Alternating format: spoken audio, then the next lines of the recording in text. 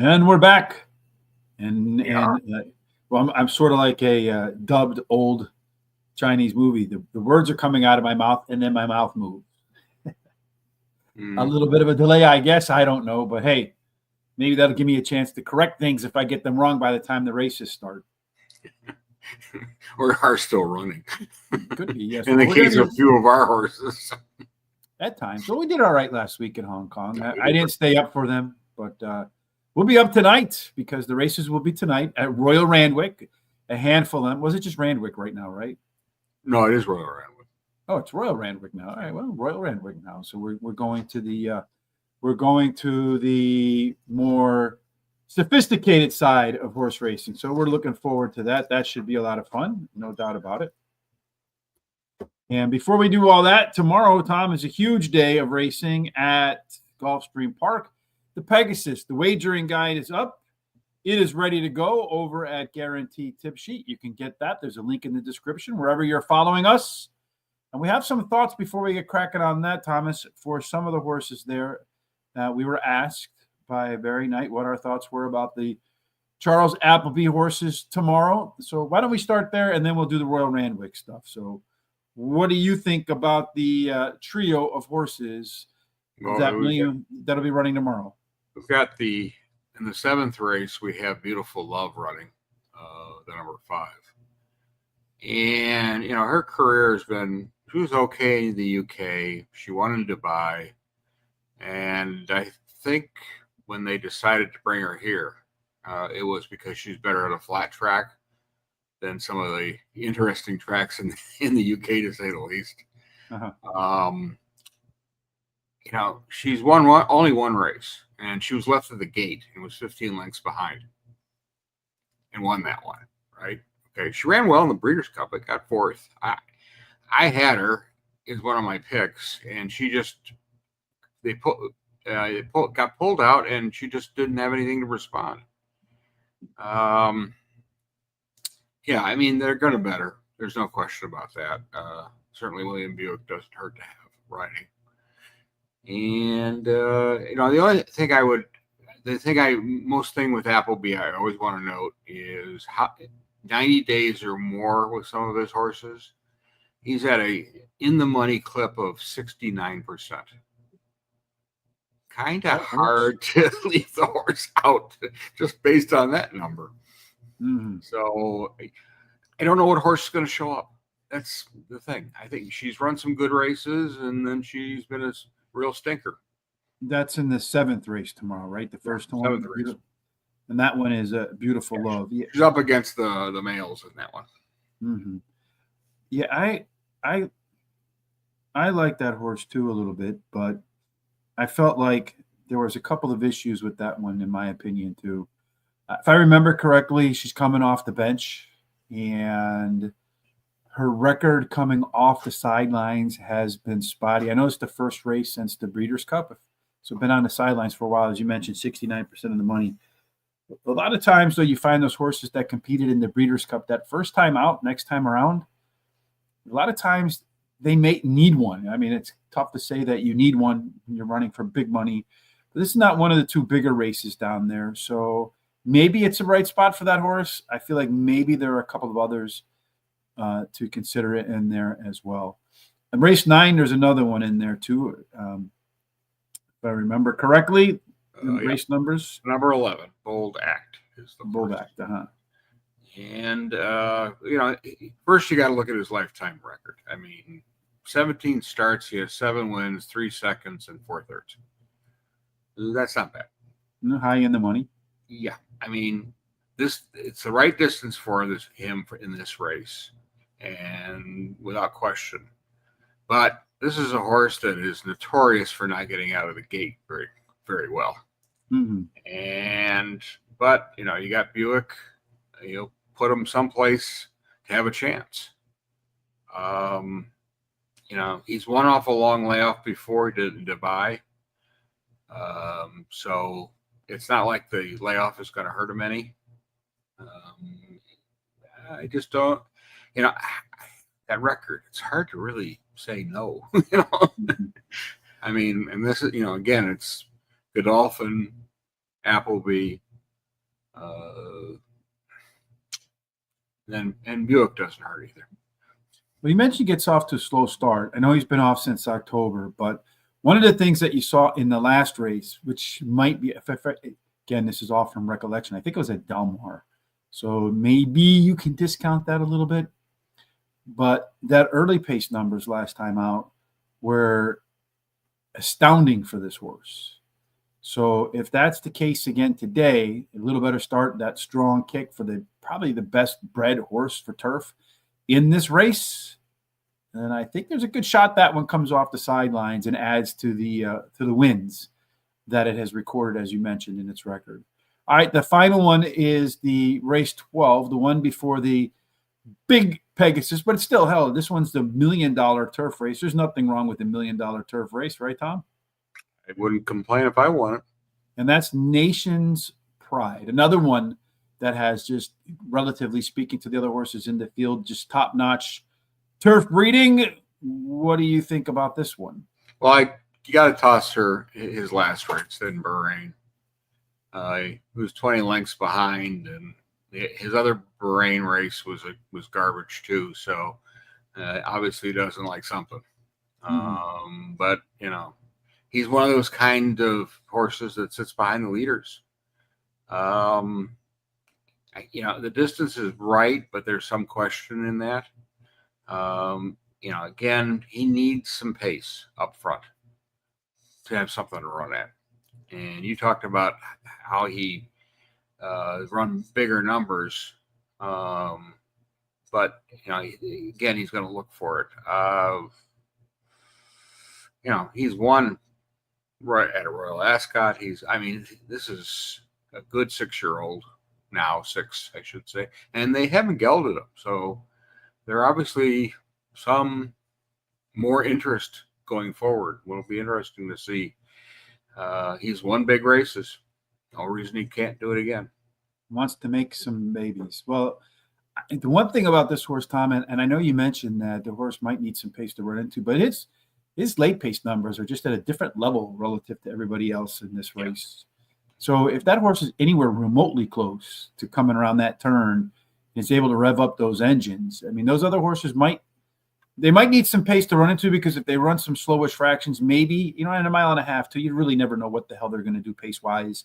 Sometimes they come out of the gate as a blob and they walk, and then they try to accelerate at the end. And sometimes there's one or two that decide, you know what, we're going to try to get so far away from the rest of the pack, they forget we're here, and they're racing each other instead of racing us. I think that horse. Well, in an England type style of racing, the first part of the race can be very dawdling. It's that final 3 furlongs that is when the race is really run. There's no question this horse can do that. But is he going to have something to run at? Well, we'll be running at it, picking them. There's the wager guide cover. Again, you can get that over at Guaranteed Tip Sheet, along with free track every single day. So make sure you head on over there to take care of that. Tonight's free track, you'll see, is Charlestown. When the show is over, heck, it's already up on the screen over at horseracingtoday.net. You'll click right there. You'll get all of Tom's thoughts, my thoughts, a replay of the show. It'll all be available right there. And when you're there, click that HRT gear. Head on over to our merchandise shop. Pick up a hat, a T-shirt, a sweatshirt, coffee mugs, help support the show, and get some great HRT gear. All right, Thomas. Well, we're here to get some great Randwick picks, starting in race number 5. This is the DRINKWISE stakes. It's 1,600 meters. I think that's 6 furlongs in our world, if I remember correctly. No, it's 1 mile. 7 furlong? Oh, yes, 1 mile. Yes. So they're going to start here, and they're going to come around. They're going to make one big turn. So it's kind of like the opposite of Gulfstream Park, where they'll start here and make one big turn. In this race, with all that backstretch, that turn there, and then that, I would say, relatively modest length stretch to the drive, to the finish line. It's their appropriate racing style. Well, I don't see anything holding up on the front end, unless they can get really the dawdling fractions. And at this level, it's possible. We're not talking about, top quality superstars here. Except for you and me in our pick. Yeah, yeah. I mean, do we have a pace map? Yeah, there we go. Yeah, there we go. So, well, there are a couple scratches in here. So, Vega Magnifico. That one looks like the fastest of the bunch. Then Don Diego de Vega, Father's Day. Those three should be out on the front. You got a couple in there trailing as they settle down to make that turn. You could see most of this field is forward, middle forward, and you got one back here all by itself in Political Debate. So he's hoping that this group of horses goes way too fast, can make that move to the outside, find its way home, and then as they make their trip home, well, Political Debate does have a little bit more late speed than For Victory, but I don't really see a big enough gap. I think this race might be won by a horse despite the mile on the turf. That's middle forward, Thomas. Which one do you think wins? I'm going to start with the favorite, number 2, Don Diego de Vega. He used a prep race, a barrier trial, and did okay. He won that. He won his last start at this level, this benchmark level. And those 2 races he's had, he was gelded before those last 2 races. Twice he was gelded? Seems to have improved. He's won a couple races in France before being shipped into Australia. He's obviously taken to it because he's done pretty well. Favorite, he will definitely be the favorite. And you get $2. I think you're doing pretty good. Yeah, you double your money, like Terry says, in a minute and a half. Where else can you do that? I am going to take that closer, number 3, Political Debate. He's dropping a little bit in class. And he's been good at this distance. He's placed twice of his 3 starts. Problem with him is that he's only won a maiden race. He's just one of those. But but they also been running him at much higher levels than this race is. So is this the right spot for him? I don't know. There's enough up front. Maybe he can close and get there. Again, I don't see him winning because his record does not suggest that, but he certainly, I think, can be competitive. And finally, I'm going to take 5, Father's Day. He may need a race before he wins, but I think he can get in the money. He's won at this distance, and he's also placed twice of his 6 starts. He does show a little speed. But I think he'll tuck in and try to get a little bit of a trip and then pop out at the top of the stretch and see what he can do. Well, will you stop? I start. I'm going to start with Father's Day. I think although the speed map showed that there's plenty of horses that want to be middle forward, I don't think there's a ton of speed in this race. I do think that one has a good chance to get out towards the frontish and use that speed. And it's going to shorten up today a little bit. So I think that's the angle there. Usually runs up on the front at longer distances. So taking a little bit off today might be the way. I'm going to go with the favorite then in my second spot, Don Diego de Vega.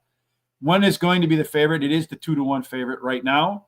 I think rightfully is the favorite in here. But my biggest concern is this horse has done pretty well on the off surfaces, but hasn't really run on the good surface as of yet. And the ones that it did, I don't know, it doesn't show it here, but the resources I had said it had a few on there and didn't do as well as you might hope.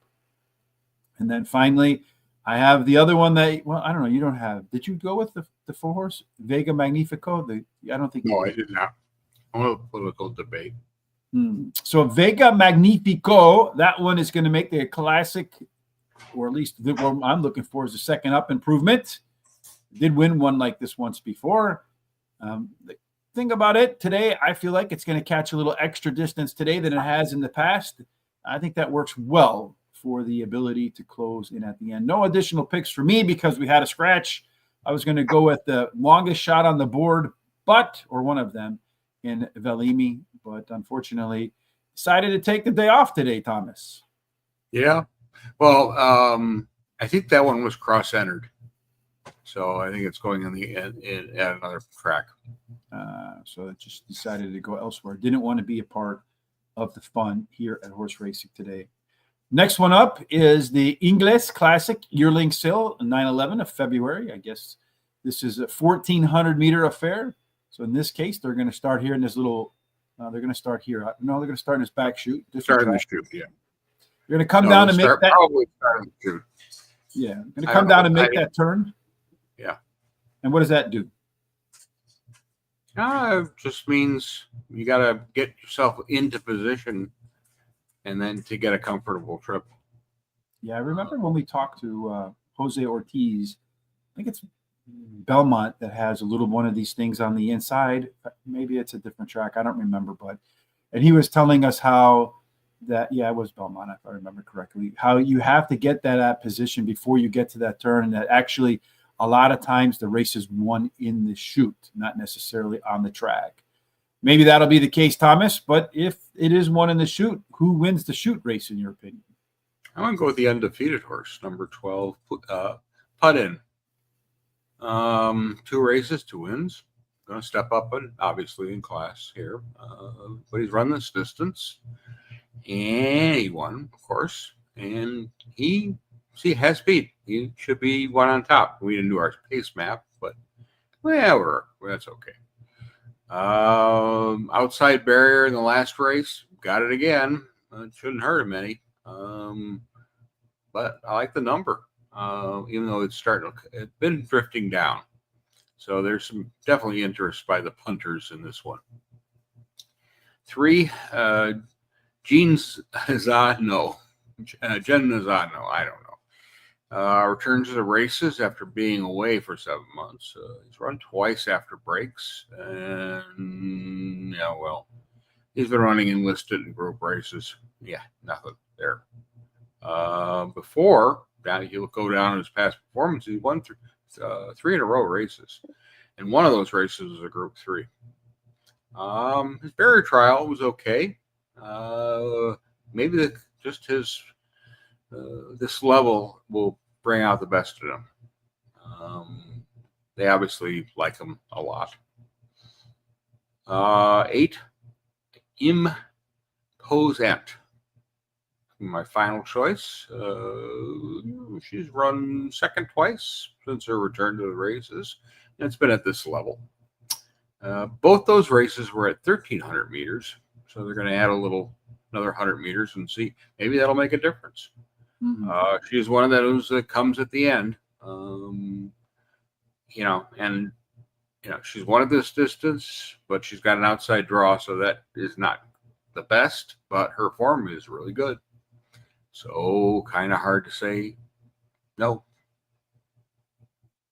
I didn't say no to that one either. I didn't have it as second race in a row that where you stop, I start. I'm going to go with the 8 horse. Last time out, ran about 3 seconds faster than it did in the prior start. And I think that trend of improvement continues in the Classic. Third start after a laid-off. Point and shoot. Well, I'm really chalky on this one. Not my favorite way of doing things. Finished behind the top pick last time out. And that was on a track that was a little bit wet. I think the move to the good footing might be a difference maker. It looks like maybe the punters down below agree because it is now a little bit more favored than. Yeah, we're right now a good 4, so that means there is some moisture in that track. And finally, punting. So it looks like we have the same horses in there, Thomas, maybe. Mostly anyhow. This one, unbeaten in 2, both of which were wire to wire. We forgot to look at the pace setup for this one, so let's take a look at that right now. Speed map early on, punting. Yeah, that's the fastest one. Not a whole lot of other speed in there. Settling position, well, just a couple that want to get out front. Closing speed, really not a big enough difference, I feel like. So I think that that one could get out to the front and stay in the front, Thomas. But I think facing off a little bit better competition maybe falls off at the end. Got to do things in order, not backwards, Thomas. Oh, we can do it sideways. No, we can go to race 9 and then go backwards from there. But we'll do it. We'll continue to try to do things the right way. Race number 7. This one will kick off at about 12:35 a.m. Eastern. I'll be up. This is pre-party racing, Tom. It's not insomnia racing like we have in Hong Kong. This time around, they're going to go 1,200 meters. That one is 6 furlongs. I think that's about right. 1,200 meters. They're going to start back here in another chute. A little bit of a turn, not quite as dramatic as the 1,400 meters. So you're going to get a little bit of a run shot. I feel like you do got to be careful with the inside draw there because these outside shot horses can box you in. Have you found that to be like the strategic kind of running style, be on the outside, box in on the inside horses? Field size, I think, dictates some of that, and this is a decent sized field.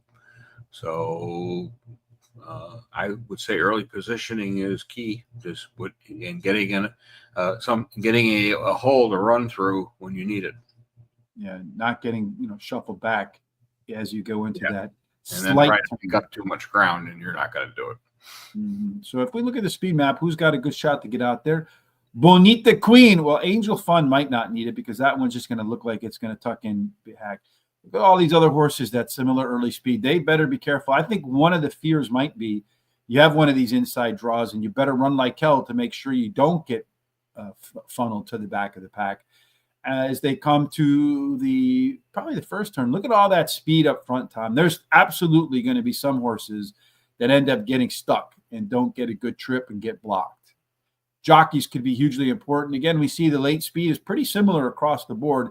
So I do think that getting into this position right here early on, you don't want to be this guy, Melody, unless it's totally to the outside. You don't want to be get trapped. No, you don't want to be 3 or 4 wide on these races because you couldn't get yourself in some trouble there. Start with 4. Saul and Esno. Saul is Anno, I think. Okay. She returned to the races and won after being off for 7 months, and that was at the benchmark 72 level. Going to come up a little bit, but before the layoff, she's losing by pretty significant margins. So something got right. Really, the thing that really jumped out at me was she had 6 starts at this distance, has won 4 times. Obviously, this is the right distance. She's got an inside draw that'll help. She will be behind that leader, I think. And it's just a matter of can she pop out and get the final 100 meters. That'll be the test. In my mind. We're going to go 6, Super Bright. Returns to races. Third place run, and then was too far back to do a damn thing after. So we're up and now doing a 3 up. Hasn't won in over a year, but has placed in 3 of the 5 races. It's done well at this distance. It's got a couple wins and some 5 placings from 10 starts. Well, I don't know. At 7 out of 10 is pretty good. And so I think she's got a nice chance in this bunch. And then finally, I'm going to take 7, Cosmon Nova. Sat mid-pack last time out. Got some traffic issues. Horse shifted into her path when she was trying to move up. And guess what? He wasn't happy with that. And basically the other way. But, third up, she's won before. She's won at this distance. You toss that last race out with some traffic issues, I think this one could be right there. I'm going to begin same place you began. So we flip-flopped. This time we're both in the same place with Salisano, right? It's kind of like Salisbury steak put with Milano cookies. Just a great combination, I'm sure. That one anyway, you pointed out, Tom, how well that horse did at the distance. Well, look at the good footing over here. 6 times out, 5 of them ending up in the winner's circle. And whether you think it's the first up or second up, depending upon your time off, either way, that horse runs pretty well. And if it's a second up, I expect to see some improvement. Bonita Queen up on the rail there. That one looks like it could be your favorite in here. Should be better in the second start. I would be very surprised if it's not the favorite. Yeah, right now it's about 5-2. That's a pretty, I wouldn't call that a hot favorite, but pretty good favorite. There's plenty of gas in here. I think that could work their favor if she can get up to the front and be the speed of the speed, but could also work against them. Angel Fund, the 9 horse, my third choice. That one's 23 to 1, a lot on the other end of the odds spectrum. With all of that early speed, this is a very aggressive closer, makes big moves as the race comes to a close. So catching a little extra distance today might help that aggressiveness. And then finally, La Melody. I'm in the mood for a La Melody. I'm in the mood for an 81 to 1 winner, Thomas. That would be a nice winner. Yeah, hell yeah. I'll take one of those. The CV says the second up is likely to be the best effort of the form cycle for this horse. Getting a big price, of course, as we see, and getting a footing that I think this horse prefers on the good footing. So we'll see. Look at it. 5 wins in its life, 14 races. 5 on good, only 6 in its career. Absolutely the proper footing. And hell, I think 81 to 1 is the proper price for a winner today. Next up is race number 8. This one is the Captivant at Kia Ora, a 1,400-meter race again. So they'll start back here in that chute. Again, another one where you got to get that proper position as you head into that turn there, Thomas. According to the speed map this time, we'll do it in order. At the start, it looks like all in the mind, matter of honor, sandpaper, scorch. They'll be the quickest. Headley Grange going to be way at the back as one of the favorites in there too. That's got to be careful because with these weird turns, if you get out of position, it could be difficult. As you can see, pretty balanced race in here. So I'd probably want a horse in the middle. You don't want to run into too much traffic on the way home, and you want to have good positioning. You do see Headley Grange does have a pretty good late speed advantage over Invader Zim, a couple of others. So do you want the speed, Thomas, or do you want the closer in your picks? Closer. 3, Headley Grange. One last time out, even though it shifted into a horse at the start. That was his first race back.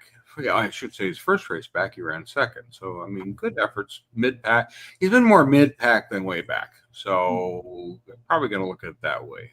So, settling position, in this field, 5th, 6th, 7th, somewhere in there. I just think he's in form, and I think he can beat this bunch. Number 5, Noble Conqueror, is going to be my next choice. When his first start out of the layoff, it was at the benchmark 72 level. And it was at 1,300 meters. In that last start, he broke slowly. Didn't have clear running at the end, but did okay for his second start. I think just a better trip, really, with that one. I think don't get in trouble. He's run 9 times at this distance and won, and he's got a win and 3 placings. So, and I screwed up and I picked one of the ones that was scratched, so I don't have another one. I was interested in Invisible Zim so he was on my list. He's on there, number 6, so he's at 8-5 to 1, but no commentary on that one. All right, well, I'll pick up the slack with 4 of them in here. Funny, the first 2 races, the one that you pick third, I pick first, and the last 2 races, the one that you pick first, I pick first, 2 as well. So the tiebreaker will come in the next race. Headley Grange, I think that one's likely to be your favorite in here again. So a little bit chalky and Rich's picks here right now. Third up, another horse that last time out was faster. I always like to see horses improving their times. Those horses are coming into form. Awash, well, same pattern. Favorite, Longshot. There we go. Keep up with that. That one's been off for a little bit. The only time the horse ran at the distance, it won.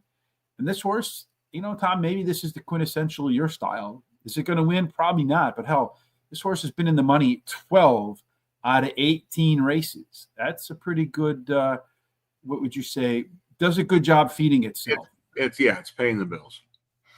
Noble Conqueror, the 5 horse, third start after a layoff, the most classic and first handicapping angle we all learned. This one was closing hard in its last race, but ran out of runway today. They're going to extend that runway a little bit, and let's see if indeed that is to its benefit. And then finally, Starman. I have another Tom horse in here. It looks like they think this one has a pretty good chance to win. It's in good form. I think even at 6.5 to 1, one of the favorites in there, I think it's more likely an in the money horse than it is a win type. He's only 3 wins in 28 races, 9 times at the track, none in the winner's circle, 12 times at the distance, none in the winner's circle. I think you just put this one maybe as your second or third choice in those omnis, exactas, and trifectas, and maybe hope for one of those price horses to finish in front of it. Last race of the day for you and me today, but before we get off to race number 9, the 2025 Stud and Stable Staff Awards race, Thomas, what's on tap for next Forum Friday? Oh, we're going to head back to Shatan. Back to Hong Kong. All right, that's always a lot of fun. I appreciate that. So at least we know where we'll be.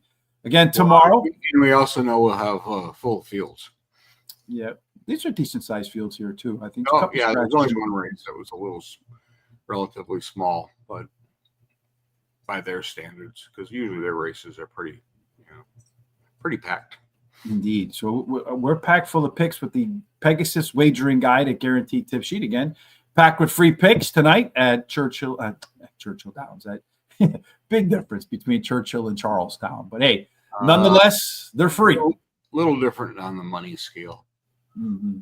And the odds changing when they leave the gates. Yeah. To say the least. Yes. Again, today, already the picks and our comments over at horseracingtoday.net. While you're there, hit that HRT gear button. Hook yourself up with some of our drip, as the kids say. Get a nice Horse Racing Today hats, 15% off for the next 4 days. Make sure you take full advantage of that. Let's take full advantage of the last race of the week for you and me, Thomas, and try to get some winners. This one, again, is 1,200 meters. So back into this chute over here. Come down. Again, be careful. Don't get shuffled back early on. The horses that look like they'll get off to the best start. Well, it looks like there's plenty of speed in this one, Tom. No shortage. Yeah, I think you could see a couple of these potentially fade at the end. Yeah, they're all bulked up towards the front. I definitely want a horse with some late legs in there. Closing speed, Unstoppable, Silvantinito, or something along those lines. But it does look like a cavalcade's going to be coming at the end there.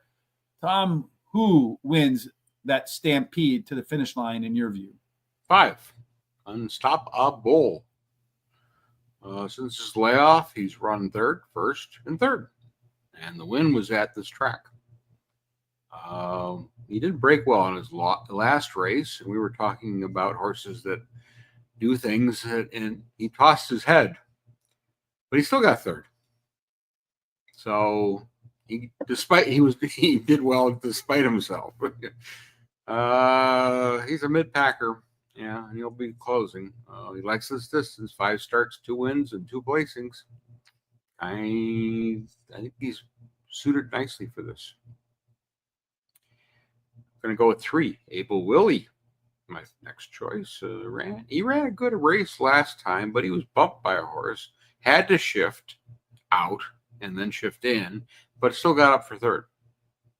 So trouble, but still ran okay. Definitely a closer. I think because of his starting post position, the jockey will take him back and look for that classic 1 run. His only run in this distance, he's won it twice. I mean, but from 11 tries. But I don't know. I think he's ready to roll. 6, Boston Rocks. Going to be my final choice. He's run well in his past 5 races. And he is another one who's misbehaved during the run. You know how horses have their heads down when they run? Well, he put his head up at about the 800-meter mark. And you talk about momentum. Well, that's a momentum. No, yeah, that's not going to be. He had to be corrected. He was steadied. And he finished third. So, again, another one, despite himself. Run this distance 4 times. He's got a win and a placing. So, I'll put him for third. Yeah, before the show started, we were talking a little bit about how some misfortune has followed my picks around this week. So there was a horse, just you plot out the race. Everything goes the way you expect it to go. And the horse comes out of the turn, has more horse than the horse that's competing for the win, starts to pull away, and then starts to look around like, hey, isn't there a lead pony or somebody else that's supposed to be around here? And as soon as that head turns, you can see the jockey trying to straighten him out, and the momentum breaks, and then, woo, the other horse goes right on by. That's the sort of stuff that makes you want to throw your phone through the wall. Surprisingly, Thomas, we ended up with I guess, sort of a tiebreaker or a tie. I'll get to that just in a minute. But I'm going to go with the 11 horse. He's darn hot, too. That one, Thomas, should be better in the second start after a layoff. And this one absolutely adores the good footing. 3 times out, 2 of them in the winner's enclosure. And career-wise, this horse has done pretty well, too. Only off the board once, but none of them when the footing has been solid. Right below that one is Winston Hills, the 12 horse. This one said that the comments section said the rain affected the going last time out. Getting back on that firm footing, right there again, you'll see, should benefit this horse. But hey, check out this horse at the distance, Tom. 5 times out, 2 of them champions, 3 times runners up. So getting better footing, going to a distance that it likes, and a price that even you would like, Tom, at 19-1. This is where I thought we'd break the tie, but we absolutely tied. We both put Boston Rocks as our 3rd pick. Resume says that our 3rd picks should be better in its 3rd start after a layoff. Let's see if indeed that works out to be true. And then finally, number 1, Flying Destiny. That's how we'll close out the show. This one is a fan of the distance as well. Look at that, Tom. 8 times out, 7 times in the money, and in the money 15 of its 20 career starts. Right distance, good horse, great price at an unlucky 13-1. Before you take off from the show now, if you're watching on Twitter, kindly do us a big favor and retweet. Follow us if you're not already on Twitter or on YouTube or any of the social sites that you see down there below. We're looking to get ourselves to 10,000 followers on Twitter, 10,000 followers on YouTube by the end of 2025, as both of those services unlock some extra tools and really accelerate your growth once you hit that threshold. All you need to do is take your mouse, click like, give us a subscribe, follow us along, and then that way you can help us with the algorithms. All right, Thomas, any final thoughts from you before we get up and get out of here and start thinking about Hong Kong? Well, you don't have to stay up so late to watch these races. Mm-hmm. And there's some interesting earlier races too, and a lot of free information to handicap these horses. So it's there's plenty of good resources and some excellent websites. In Australia, horse racing is significantly more popular than it is here. Yeah, I was talking to a gentleman the other day we just ran into from Australia, and I asked him, "Hey, have you ever been to the Melbourne Cup?" And he said, "Oh yeah, I've been there." He was from Melbourne. He says you got to go every day. He says the smallest crowd is 75,000 people. So, in any case, you mentioned some of the free resources. We link to one of them in our horseracingtoday.net. If you go on over there again, you'll see on the front of the page, Horse Racing Today, Australian, Randwick Racecourse. If you click on that, you'll see Tom's comments, my comments, links to all the stuff that we talked about today. But right in here, you'll see there is free Randwick Pass performances. Click on that, and voila, you will get the same tools that I used to handicap the races today. And so we make that real easy for you to find. I thought you were going to click on the crystal ball. That, Thomas, is above that red and gray shirt that you have on today. That ball up on your shoulders. All right, folks. So that wraps it up for today for this Foreign Friday. Thanks for joining us, as always. We look forward to seeing you on Monday and Tuesday for Parks. Until then, we hope everything you do and all of your endeavors have God's grace, God's favor, and all of your picks end up in the winner's enclosure. Indeed. See you Monday. Until then, have a blessed weekend.